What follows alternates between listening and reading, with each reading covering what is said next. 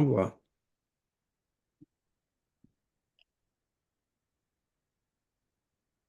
Bonjour, j'ai le plaisir de recevoir Elisabeth Oakley, neuropsychologue, qui va nous partager à travers ses deux romans, ses deux productions écrites sous la forme romanesque, son expérience dans le champ des traumatismes crâniens, plus particulièrement. Ce moment de partage avec Elisabeth se déroule sous l'égide de l'IFGAP, qui est l'Institut de formation en Gestalt et accompagnement professionnel.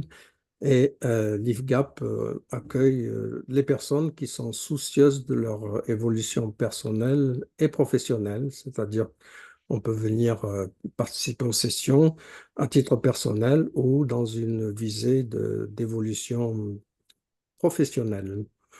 Voilà, donc le champ de l'IFGAP concerne l'accompagnement, bien sûr, dans le champ du coaching, de la thérapie, l'art-thérapie, les supervisions et analyse de pratiques professionnelles. C'est la reprise des visioconférences. Il y en a régulièrement sur des thématiques différentes en invitant des experts sur des disciplines qui sont passionnantes. Et à partir de janvier, nous aurons un nouveau programme de session dans le cadre des universités des quatre saisons. La prochaine, en janvier, portera sur l'accompagnement, la libération des traumatismes et des deuils non accomplis.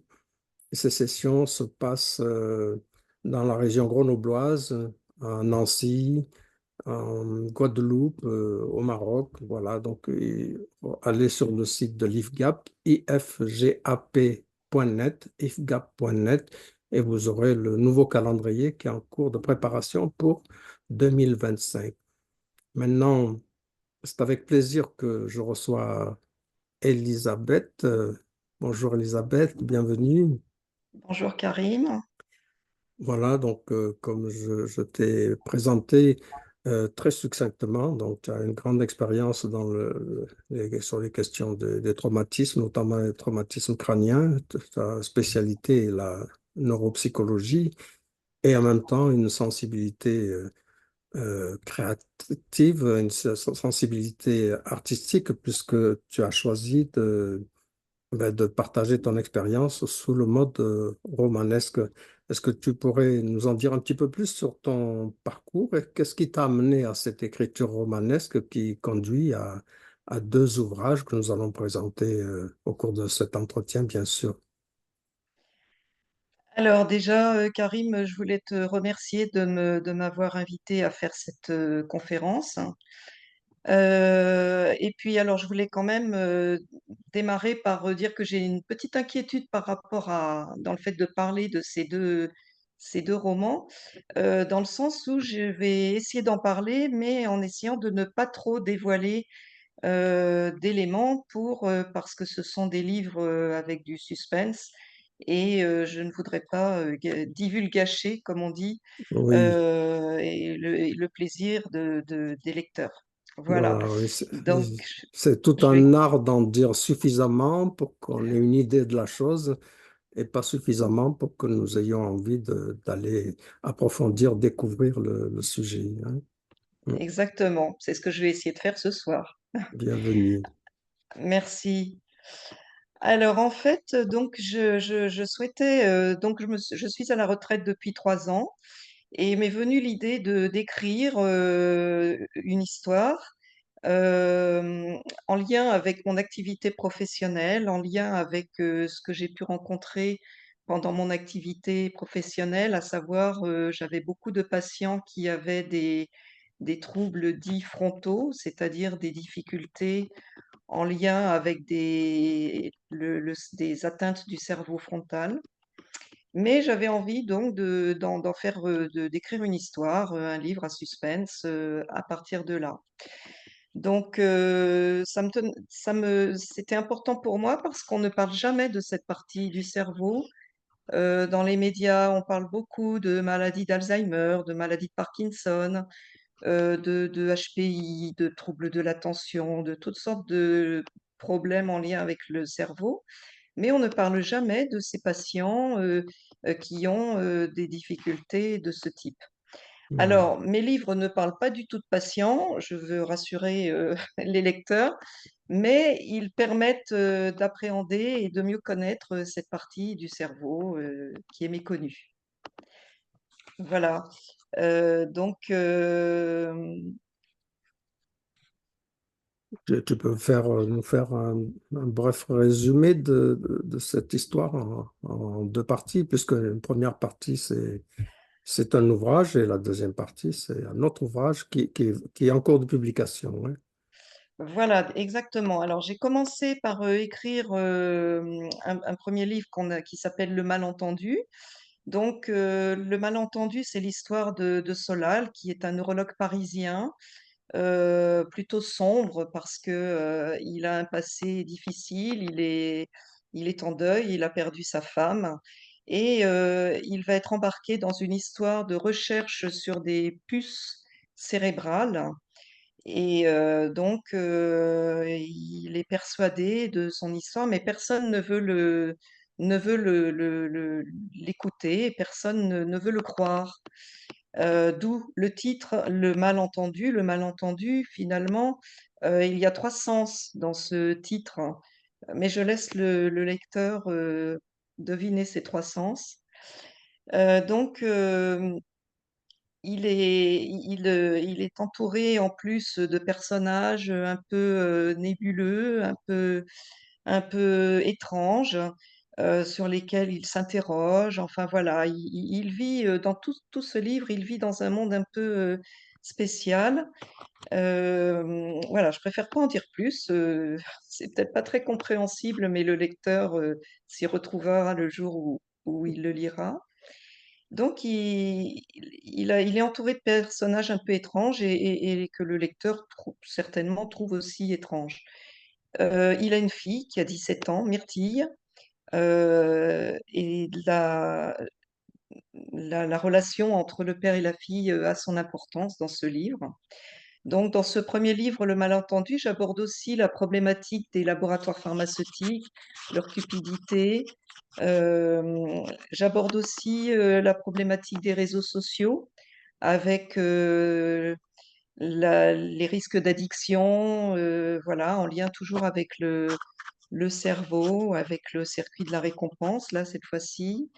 L'addiction à l'information, enfin voilà, j'aborde aussi d'autres sujets comme ça. En fait, c'est un roman Alors, qui est complètement dans le monde actuel, quoi, dans les problématiques du monde actuel. complètement, Hmm. Ouais. complètement, voire même dans le monde un peu futur, Oui. mais effectivement dans toutes ces problématiques tout à fait actuelles. Voilà, je pensais m'en tenir à ce livre, Le Malentendu, mais j'ai eu des retours de lecteurs qui m'ont demandé une suite. Beaucoup d'ailleurs demandaient une suite. Alors je m'y suis attelée et j'ai décidé d'écrire une suite. Donc le premier roman, oui, ben, je le montrerai après, le premier roman, donc Le Malentendu. Malentendu.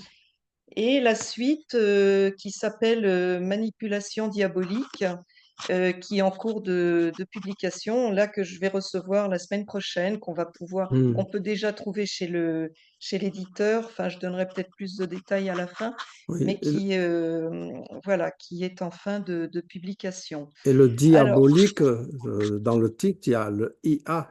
Bon, ça fait penser à voilà, l'intelligence artificielle. Ouais. exactement. Donc, Diabolique. Hmm. Voilà, donc j'ai voulu faire ressortir ce IA puisque dans cette deuxième partie finalement qui est la suite du malentendu, je vais beaucoup plus loin là cette fois-ci je parle beaucoup plus effectivement d'intelligence artificielle. Je vais beaucoup plus loin enfin dans la manipulation, dans les différents types de manipulation. Là, c'est pareil, je veux pas trop en dévoiler. Dans ce livre, donc là, c'est Myrtille qui est l'héroïne. On se situe quelques années après. Myrtille a 25 ans. Et donc, se développe toute une intrigue autour de Myrtille qui va être embarquée dans des péripéties pour tenter de percer la vérité sur ces fameuses puces. Donc, j'emmène le lecteur dans ces histoires de puces, de manipulation, dans un contexte d'élection américaine d'ailleurs. Donc, ça tombe vraiment au bon Mhm. moment. Et donc je développe un peu plus, encore ces problèmes d'emprise par les réseaux sociaux, et voilà, les influenceurs, les fake news et cetera. Oui, dans le premier ouvrage, il y a donc un neuro qui est préoccupé par une question de puce, tu as dit, hein? Oui, oui, oui, Et- voilà, et- dès le début, voilà, c'est une histoire euh, de puce cérébrale. C'est pour ça que ça se situe maintenant, mais un peu aussi dans un avenir, alors probable ou improbable, ça, l'avenir nous le dira. hum, hum, hum. Ah. Voilà. Bon, en même temps, les deux ouvrages sont différents. On peut commencer par le deuxième et lire le premier, ou bien il vaut mieux les lire dans la suite. Non, le deuxième, donc personne ne l'a encore lu, hein, puisqu'il est en train de paraître, Oui, mais je pense qu'on ne peut comprendre le deuxième que si on a lu le premier. d'accord. Donc c'est un Oui, c'est tout. vraiment la suite. C'est vraiment comme Voilà. une histoire en deux tomes, Ah finalement. oui, un peu comme une saga, quoi. Mhm. Voilà. D'accord. Mhm. Et ces personnages sont purement fictifs ou ils sont inspirés de rencontres réelles dans ta vie professionnelle, personnelle, ou c'est purement imaginaire, fictif? Alors, c'est purement imaginaire, mais forcément, je pense que quand on crée des personnages, on les crée à partir de personnes qu'on a connues. Donc, j'ai Oui. pris vraisemblablement des petits bouts d'un petit peu, enfin, de gens que j'ai connus, soit dans ma vie professionnelle ou dans ma vie personnelle. J'ai même fait des petits clins d'œil à certaines personnes en jouant sur des prénoms, enfin, voilà. Ah, Mais voilà, c'est complètement une fiction. Donc dans mes personnages, donc le héros, Solal, hein, le neurologue, le héros du 1er tome, c'est donc quelqu'un de plutôt, sombre puisqu'il est veuf. Il a perdu sa femme, il élève sa fille, seul, il a du mal à se faire entendre, donc voilà. Donc il est entouré, il a une collègue qui s'appelle, Claire, qui est quand même un peu bizarre dans ses comportements. Je n'en dirai pas plus. Il a une amie, Élodie, qui est aussi une collègue, voilà, avec dont il est assez proche, qui a vécu aussi des galères. Voilà, il a un frère, Théo, hem, Théo, avec qui il a eu une relation, compliquée depuis l'enfance. Il a sa fille, donc Myrtille, donc qui deviendra l'héroïne, dont on va beaucoup plus parler dans le deuxième tome. Voilà, donc Myrtille elle-même, elle a une amie, dont on parle beaucoup, Justine. Bon, elle a un copain, enfin, je veux pas trop en dire. Alors, il y a un dernier personnage aussi que j'évoque, qui s'appelle Aurélie et qui est, neuropsychologue.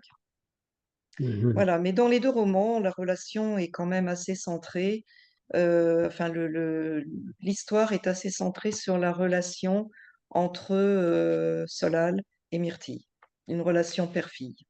mhm. Est-ce que tu peux nous éclairer? On n'a pas encore vu complètement les couvertures, mais qu'est-ce qui t'a inspiré pour faire ce choix de couverture de livre, hein? Alors, Déjà, le... pour la couverture du malentendu, donc en fait, Oui. c'est la photo d'un champ de lave en Islande. Hmm. Parce que le roman commence en Islande, parce qu'il y a beaucoup de voyages aussi dans mes romans. J'aime le voyage, j'ai beaucoup voyagé, bon maintenant un peu moins, mais voilà, donc là il s'agit d'un champ de lave en Islande, et ça convenait très très bien par le côté un peu mystérieux, avec une ambiance de fin de journée, coucher de soleil, ambiance mystérieuse, impénétrable, donc ça convenait très bien. Alors pour le deuxième, je ne peux pas le présenter, mais tu l'as mis, j'ai vu dans ton Facebook, dans la présentation de la soirée. Donc il Oui, s'agit d'un tableau de Caravage. Donc là, je ne peux pas encore le montrer, je ne l'aurai que dans quelques jours, le livre. On peut le trouver quand même, bah, sur les liens. oui. Alors, ce tableau de Caravage m'a inspirée pour plusieurs raisons. Il s'intitule La vocation de saint Matthieu.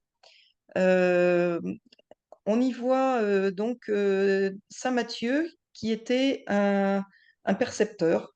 Un percepteur, donc par là même pas très apprécié parce que Cupide, et puis aussi, bah, il était là pour ramasser l'argent du peuple, hein, au temps Mm.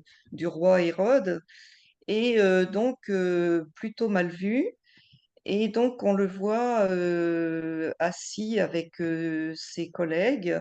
Il y en a un autre qui est à côté de lui sur la gauche et qui compte ses pièces, qui ne lève pas la tête, qui est tout absorbé à compter ses pièces. Tandis que euh, Matthieu, lui, Saint Matthieu, il est interpellé par la main qu'on aperçoit sur la couverture qui serait la main de Dieu selon le tableau de Caravage. Et donc, il est interpellé, il est même très étonné d'être interpellé par Dieu, compte tenu de ses qualités, enfin de ses défauts, enfin de sa cupidité. Voilà. Donc en fait, ce tableau, je vais pas dire dévoiler comment, mais dans le Manipulation diabolique, il y a un lien entre Solal et ce tableau. Et dans ce tableau, donc, moi, j'y vois trois types d'opposition. Donc, la première opposition, comme dans beaucoup de tableaux Caravage, c'est la lumière qui s'oppose à l'obscurité. La pièce est obscure, mais on voit les rayons de lumière qui viennent illuminer les personnages. La deuxième opposition, c'est cette personne qui compte ses pièces, là, c'est un peu la cupidité des laboratoires pharmaceutiques qui s'opposent à la recherche de vérité de mes deux héros. Et puis, bah, la troisième opposition, c'est le titre avec IA, justement. Donc, c'est l'intelligence artificielle euh, telle qu'elle peut et qu'elle va peut-être un jour se développer dans les manières, enfin, de manière plutôt négative peut-être pour l'homme, hein, malgré tous les outils qui sont très intéressants, hein, d'IA, mais c'est un peu la peur de l'avenir par rapport à ça, avec des projets comme ceux d'Elon Musk ou ceux de la Silicon Valley, de ce qu'on appelle l'homme augmenté. Et j'oppose ça à cette création artistique de Caravage, en fait. Mhm. Voilà. Oui, Parce- oui, cette couverture, c'est une métaphore ce que tu traites dans ce deuxième roman, hein. Tout Là, à c'est la fait. question. Il y a Dieu, il y a le transhumanisme qui pourrait faire penser que l'homme se substitue à Dieu. Ouais, c'est Voilà. une nouvelle perspective de l'humain augmenté. Voilà, exactement. Là, c'est sûr que bon, avant, au moment de Caravage, la vie tournait enfin, autour de Dieu, alors qu'aujourd'hui, finalement, la vie tourne autour bah, de l'IA. Et c'est l'IA qui a remplacé finalement Dieu dans la société, quoi, hein. Enfin, voilà. Oui, Enfin, c'est très simplifié. Là, oui, oui, j'ai oui, une oui, vision oui. très, très Euh, simplissime, oui. mais, en fait, voilà. Donc, cette couverture de Caravage, c'est aussi parce que je tenais à ce qu'il y ait dans mes deux livres, dans mes deux romans, je tenais à ce qu'il y ait une dimension artistique. Donc, dans le premier roman, dans le malentendu, c'est la comédie musicale. Donc ça te connaît, Oui, Karine. oui, ça me parle. Voilà. C'est la comédie musicale parce que donc Myrtille fait partie d'une troupe de comédie musicale. Donc on la suit dans ses répétitions et puis dans son spectacle à la fin.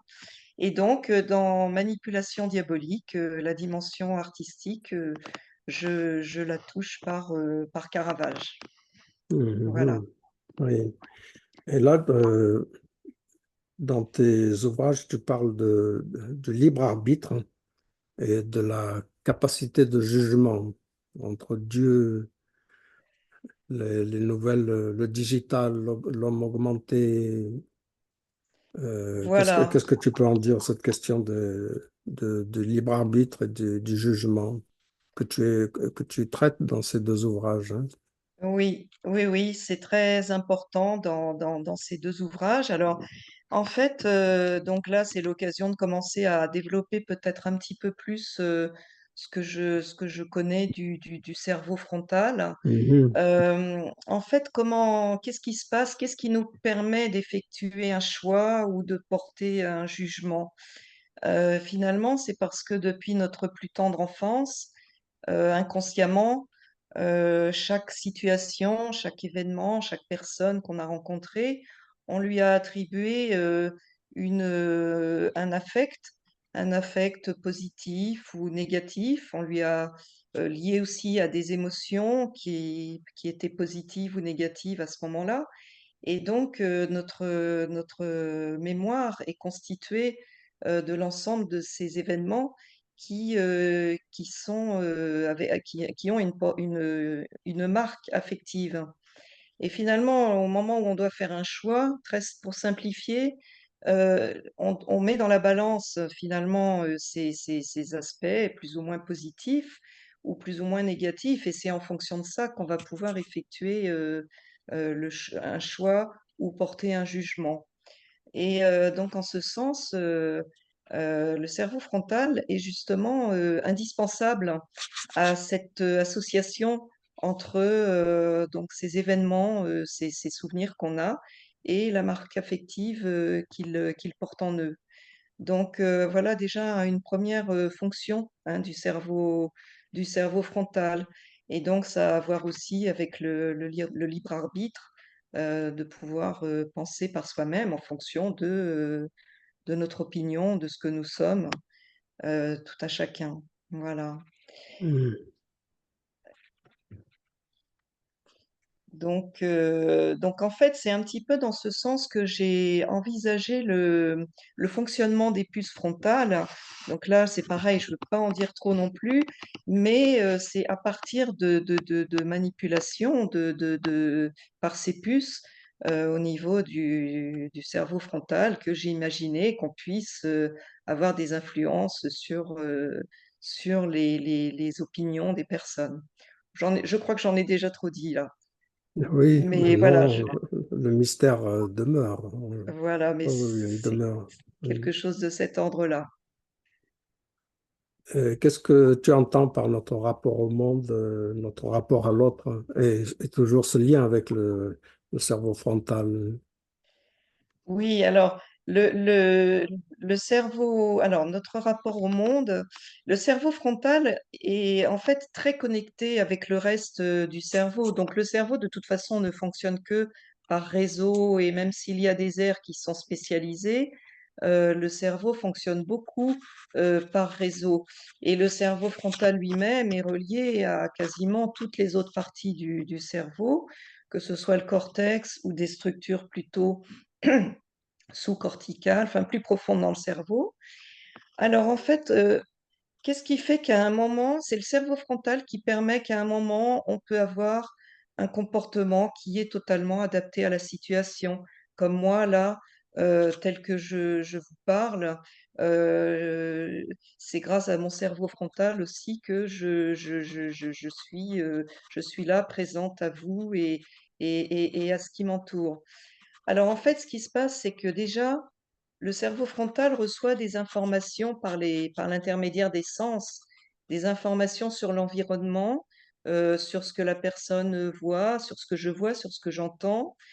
Le cerveau frontal reçoit également des informations sur mes états internes, comment je me sens là maintenant. Est-ce que j'ai faim? Est-ce que j'ai soif? Est-ce que j'ai chaud? Est-ce que j'ai froid? Est-ce que j'ai mal au ventre? Est-ce que je suis en stress? Est-ce que ça va? Donc voilà.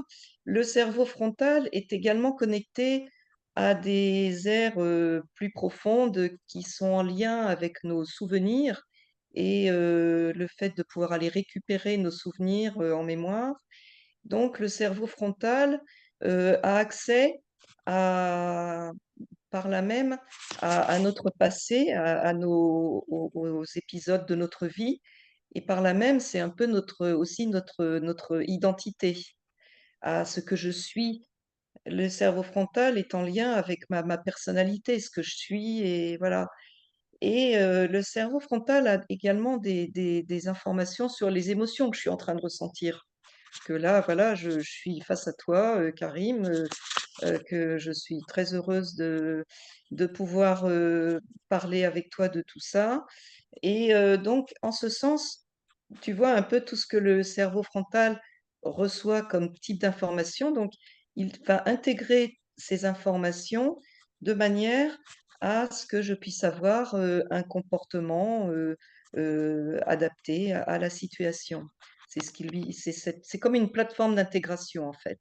Mhm. Donc, c'est en ce sens que c'est très important par rapport à notre présence au monde et notre relation avec le monde. Et également notre relation aux autres, parce qu'il faut se dire, c'est magique, ce cerveau frontal, il nous permet également de pouvoir attribuer à l'autre des intentions, des émotions, des pensées. C'est lui qui nous permet tout ça. Lorsque je suis avec quelqu'un, je perçois des choses aussi par ses mimiques, et c'est grâce encore au cerveau frontal que cela m'est possible. Donc, heu, donc on voit comment, cette partie du cerveau est importante aussi dans nos relations, aux autres. Donc dans notre présence au monde, notre présence aux autres, c'est fondamental. Mhm. Et quel message est-ce que tu passes dans ces deux ouvrages ou que tu souhaites faire passer? Alors en fait, il y a plusieurs messages. Donc, juste, je suis désolée, en fait, je pourrais peut-être avant de passer au message que je veux faire passer dans mes livres, Oui, Heu, comment est-ce qu'on sait tout ça du cerveau frontal? C'est parce que les patients qui ont des atteintes à ce niveau-là, moi, dans ma pratique, j'ai été confrontée à des patients, qui présentaient des atteintes frontales mhm, et en fait, c'est là que j'ai pu mesurer aussi, l'importance de tout ce que je viens de souligner et qui mhm, faisait défaut chez ces personnes. Alors bien évidemment, pas l'ensemble de ils avaient des symptômes, certains avaient quelques symptômes, d'autres en avaient d'autres. Mais voilà, eux, ils présentaient des difficultés dans leur présence au monde, dans leur mhm, communication avec l'autre et dans la conscience de ce qu'ils étaient en fait aussi. mhm. Voilà. Donc Oui, les messages, donc bah, un premier message, c'est de faire prendre conscience à tout un chacun que on a tous une capacité à penser par nous-mêmes, on a tous une capacité de jugement, on a tous une capacité de libre arbitre, on a le pouvoir de décider, de savoir ce qu'on pense, ce qu'on veut et de prendre du recul aussi par rapport à ce qui nous vient de l'extérieur. Donc voilà, c'est un petit peu un des messages hem, que je veux faire passer parce que c'est pas toujours simple. On est tellement soumis à des messages extérieurs, à des influences et voire même certains d'entre nous à des manipulations. Donc voilà, c'est un petit peu de faire prendre conscience que malgré tout, c'est important de savoir qu'on a ça en nous. On a cette capacité. mhm, Après, il y a un deuxième message plutôt par rapport à l'intelligence artificielle. Hem Même si on est très content d'utiliser le GPS, quand on est perdu, même ChatGPT, c'est formidable. Enfin moi je me suis un peu amusée, avec ChatGPT. Enfin il y a beaucoup d'outils de l'intelligence artificielle qui sont vraiment fabuleux et formidables, et même, qui vont pouvoir servir dans des domaines comme la recherche, même la médecine pour des diagnostics. Enfin bon, je peux pas parler là trop de toutes les applications, mais je pense qu'elles sont bien plus nombreuses que ce qu'on imagine. Mais j pour moi, je pense que la vigilance est de mise parce que, il n'y a pas vraiment de déontologie ni d'éthique encore par rapport à ça, et il y a certainement des chercheurs fous, comme dans mes romans et comme Elon Musk, et où est-ce qu'ils veulent, nous emmener? Donc là, voilà, il faut peut-être rester vigilant, et garder la conscience, ne pas trop se laisser embarquer, dans tout ça. oui, oui. Voilà. On a, Et oui, dans le troisième message, après, bah, tu me oui. diras ce que tu le 3e message, bah, c'est par rapport à la créativité et l'art qui, pour moi, me semble important et qui, là encore, dépendent du cerveau frontal. Les patients qui ont, des difficultés, des atteintes à ce niveau-là ont perdu, toute créativité et ils n'arrivent plus à générer des idées, ils n'arrivent plus à générer des mots même, parfois des phrases. Hem, donc voilà, c'est pour ça aussi que je voulais donner une dimension artistique à mes 2 romans. Mhm. Oui, ça fait partie des points qui ont attiré mon attention sur cette production que tu as eue. Nous savons aujourd'hui que moi, quand j'ai commencé à étudier un petit peu le cerveau il y a très longtemps, j'avais appris que on avait 50 000 neurones qui décédaient, qui disparaissaient par jour, et puis c'était fini, quoi. Aujourd'hui, on sait qu'il y a une grande plasticité du cerveau et qu'il y a une reproduction neuronale qui continue, et à tout âge. Donc, les possibilités dépassent ce que nous pouvons concevoir aujourd'hui, là où nous en sommes. Et ne serait-ce que l'IA, il y a des promesses extraordinaires, mais il y a aussi l'ombre. Récemment, il y a un jeune adolescent qui s'est suicidé. Il était en relation avec l'IA et avec laquelle il y a eu un attachement qui s'est opéré. Et puis, bon, ben, il a mis fin à ses jours. Donc, il y a des formes de dépendance qui sont là, et Bien potentiellement sûr, des déviances, des effets pervers qui attendent pas seulement nos jeunes, mais les adultes, hein. Il y a le cerveau avec cette superstructure extraordinaire, et puis il y a, ben, comme tu le sais, il y a tout le système aussi neuronal, hormonal qui est important, hein, avec oui, la dopamine, hein, le circuit de la dépendance, le circuit du plaisir, hein, qui fait que nous allons nous exactement. retrouver addicts au smartphone, à l'ordinateur, à Oui, l'IA. je crois que Et c'est déjà fait pour beaucoup, en fait, oui, oui. oui, oui, oui. Oui, Il y a pas d'éducation, de prévention, il n'y a pas de déontologie, d'éthique autour de ces nouvelles technologies. Et bon, ça me permet de dire qu'à l'IFGAP, il y a un travail important qui est fait dans ce sens-là, d'être en connexion avec ses sens, d'être en connexion avec la réalité, avec ce que nous sommes, des êtres d'abord qui venons de la nature et qui avons à rester en lien avec la nature. Et la dimension créative, artistique fait partie des ressources précieuses pour évoluer, pour se développer, voire pour se soigner et pour soigner les gens quand on est professionnel. Et dans l'approche du cerveau, les neurosciences nous apportent des éclairages intéressants et pertinents mmh, pour une compréhension et voire dans certains cas pour un accompagnement thérapeutique plus adapté. Ouais. Mhm. tout à fait. On est vraiment sur la même longueur d'onde, Oui. c'est oui, Mhm. oui, oui, Oui. tout à fait et en fait, tu vois, il y a beaucoup de ce que toi-même tu défends dans ta pratique et que tu mets en œuvre avec, des groupes et en fait, beaucoup dépend de ce fameux cerveau frontal et il y aurait beaucoup de choses à faire aussi avec des patients, frontaux, enfin, qui ont des atteintes, à ce niveau-là, donc soit par des lésions frontales, soit par des disconnexions, des lésions qui font disconnecter Mhm. le cerveau frontal avec des structures plus profondes. Mhm. C'est un peu ce que je faisais dans ma pratique professionnelle justement Oui. aussi, hein. Mais Mhm. voilà, Oui, le champ est vaste et prometteur hein, sur tous les plans, quoi. Et tout à là, fait. l'écriture romanesque est une voie vraiment royale pour nous permettre de rentrer dans une autre vision, une autre compréhension de l'humain et de ses dysfonctionnements, de ses traumatismes, avec une approche qui est plus artistique, poétique, avec une approche dans la métaphore aussi qui va nourrir notre réflexion une connexion à la réalité qui va être enrichie et renouvelée. Et ça, c'est la puissance de l'art, la puissance de l'écriture romanesque, la Oui. puissance de la musique, tout ce qui est artistique, hein. Tout à fait. Alors après, tu disais poétique. Donc moi, je ne suis pas je me suis trouvée écrivaine récemment. Alors, poétique, je sais pas. Oui, peut-être. Je pense que j'ai des passages assez poétiques. Mais par contre, ce que j'ai beaucoup travaillé dans ces deux romans, c'est le suspense. Ah, ah. Donc voilà.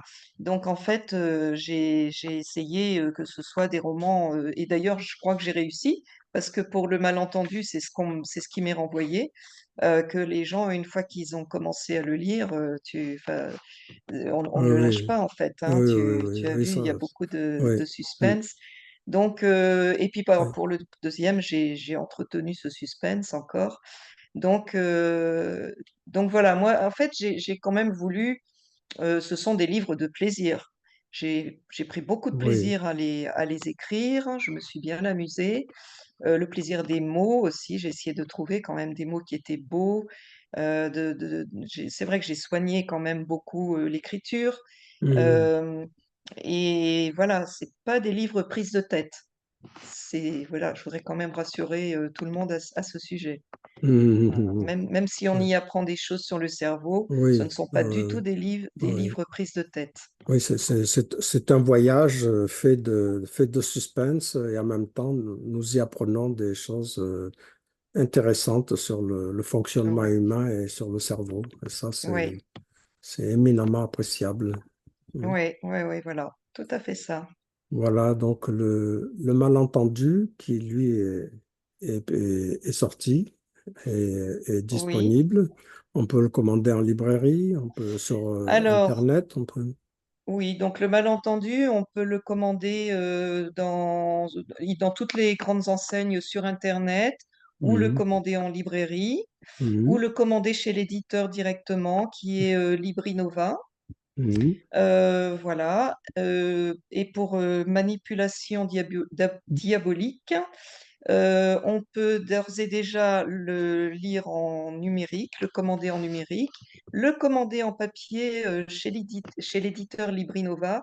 Et là, je pense que c'est une question de jours pour pouvoir aussi le commander mhm. chez les libraires. Et Bon, pour les gens qui ont moins de moyens, on peut se procurer donc pour l'un comme pour l'autre la version numérique. mhm, Les versions numériques sont beaucoup moins chères et oui, après on peut même les lire sur le téléphone si on n'a pas de mhm, liseuse. oui, oui. Voilà. En tout cas, le premier malentendu est accessible tout de suite et il donne envie de lire la suite, hein, avec Oui, les bah merci, oui. manipulations diaboliques. Et Ouais, puis, eh bien, nous laissons le plaisir de découvrir ces deux ouvrages. D'abord le premier, hein, et puis le deuxième viendra tout naturellement. Donc, ce sont des voyages faits de suspense. Et ben, nous sommes dans le roman, et dans le roman aussi qui nous apprend, hein. Et ça, ouais. Et on c'est... apprend sur Caravage aussi. Oui, aussi. Oui, oui, oui, oui. Formidable. Mais merci Elisabeth pour ce partage sur ces deux créations, productions que tu mets à disposition de tout le monde. Donc, je vous invite à aller à la rencontre du travail d'Elisabeth Oakley et qui, je le garantis, sera un voyage passionnant. Vous aurez à vivre. Merci Elisabeth pour ce Merci partage. beaucoup, Mm. Karim. Merci à toi. Voilà, et puis donc vous pouvez aller ou sur Google Elisabeth Oakley pour la découvrir un peu plus. Karim Regad, votre serviteur, et Yves Gap aussi sur le web. Et cette vidéo, cet moment de partage sera disponible sur le web, bien sûr. Alors, très bonne continuation et à bientôt. Portez-vous bien. À bientôt, Karim, et merci D'accord. encore. C'est avec plaisir.